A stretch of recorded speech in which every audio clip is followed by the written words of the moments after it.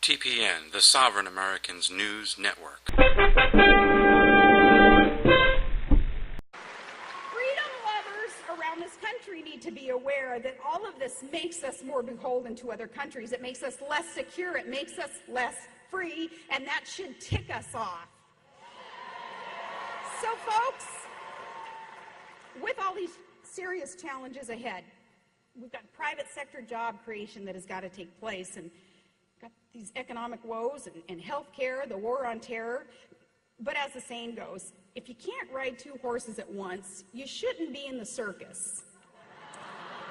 So here's some advice for those in D.C. who want to shine in the greatest show on earth. Too often when big government and big business get together and cronyism sets in, well, it benefits insiders, not everyday Americans. The administration and Congress should do what we did up there in Alaska when the good old boys started making backroom deals that were benefiting big oil and not the citizens of the state. And the citizens of the state, then, Alaskans, we got together and we put government back on the side of the people. And a lot of the bigwigs, they started getting in trouble, and some of the bigwigs ended up going to jail over their backroom deals.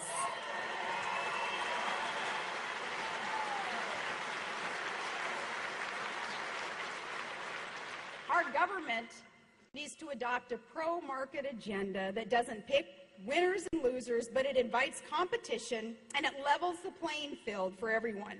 Washington has got to, across the board, lower taxes for small businesses so that our mom and pops can reinvest and hire people so that our businesses can thrive. They should support competition, support innovation, reward hard work, and they should do all that they can to make sure that the game is fair without that undue corrupt influence. And then they need to get government out of the way. If they would do this, our economy, it would roar back to life. And for instance, on health care, we need bipartisan solutions to help families, not increase taxes. Remember that red reset button that America, through Secretary Clinton, she gave to Putin? Remember that? I think we should ask for that back and hand it instead to Congress and say, no, start all over on this health care scheme and pass meaningful market-based reforms that incorporate some simple steps that have broad support. The best idea is not backroom deals, but things like insurance purchases across state lines and the tort reform that we've talked about.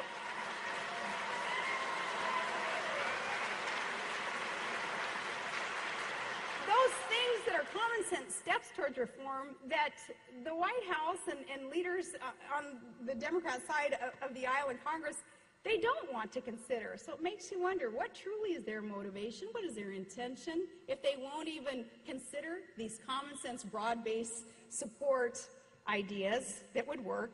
And to create jobs, Washington should jumpstart energy projects. I said it during the campaign, and I'll say it now. We need an all-of-the-above approach to energy policy.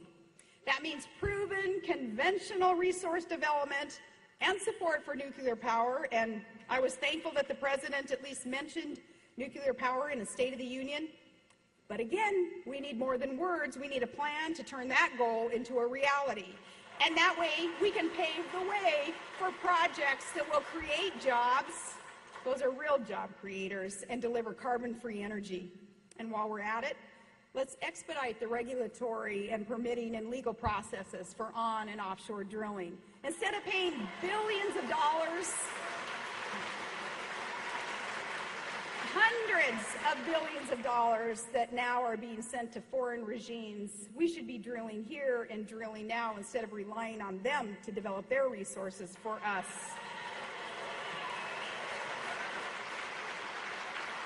So what we've got to do is axe that plan for cap and tax, that policy that's going to kill jobs and is going to pass the burden of paying for it onto our working families.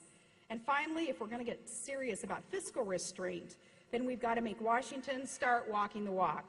After putting us on a track to quadruple the deficit, the proposed spending freeze, maybe it's a start, but it's certainly not enough. As Senator John Thune said, it's like putting a Band-Aid on a self-inflicted gunshot wound.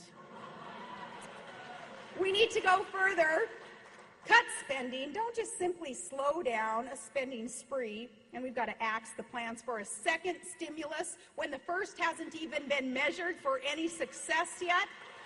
Kill the plans for the second stimulus. And beware that now that second stimulus is being referred to as a jobs bill. Now, these aren't the only ways to rein in spending, and alone they're not going to be enough. Not enough to tackle the insane debt and the deficits that we face, but they are a good way to start and to show that we're serious about getting our financial house in order. Now, like a lot of you perhaps, I have spent the last year thinking about how to best serve. How can I help our country? How can I make sure that that we're in a position of nobody being able to succeed when they try to tell us to sit down and shut up? How can we best serve? In 2008, I had the honor, really of a lifetime, running alongside John McCain. I look at him as an American hero. And nearly 60 million Americans voted for us. They cast their ballot for the things that we are talking about tonight. Lower taxes, smaller government, transparency, energy independence, and strong national security. And while, no, our votes did not carry the day, it was still a call to serve our country. Those voters wanted us to keep on fighting and take the gloves off. And they wanted common sense conservative solutions. And they wanted us to keep on debating. And each of us who is here today are living proof that you don't need an office or a title to make a difference. And you don't need a proclaimed leader, as if we're all just a bunch of sheep and we're looking for a leader to progress this movement.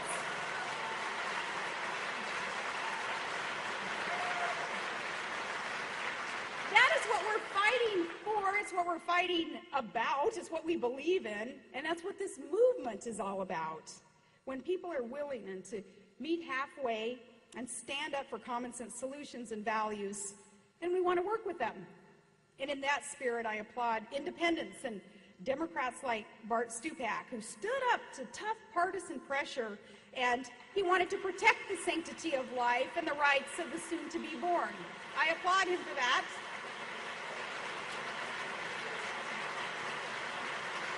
When we can work together, we will.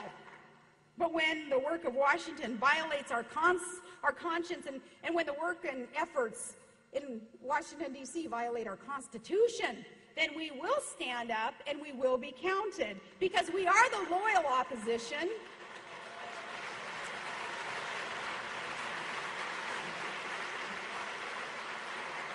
And we have a vision for the future of our country, too, and it is a vision anchored in time-tested truths.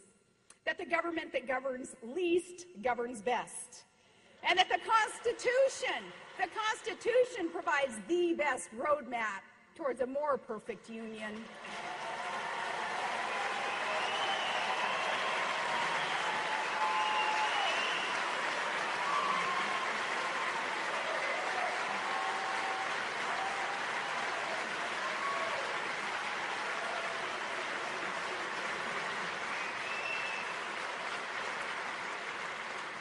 And that only limited government can expand prosperity and opportunity for all. And that freedom is a God-given right, and it is worth fighting for. God bless you.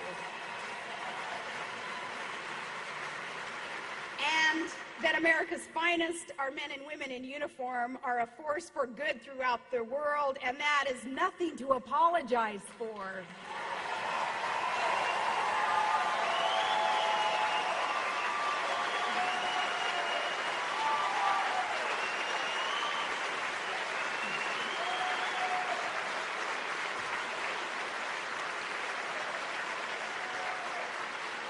These are enduring truths, and these enduring truths have been passed down from Washington to Lincoln to Reagan and now to you. But while this movement, our roots, they are in our spirit too, they are historic. The current form of this movement is fresh, and it's young, and it's fragile. TPN, the Sovereign Americans News Network.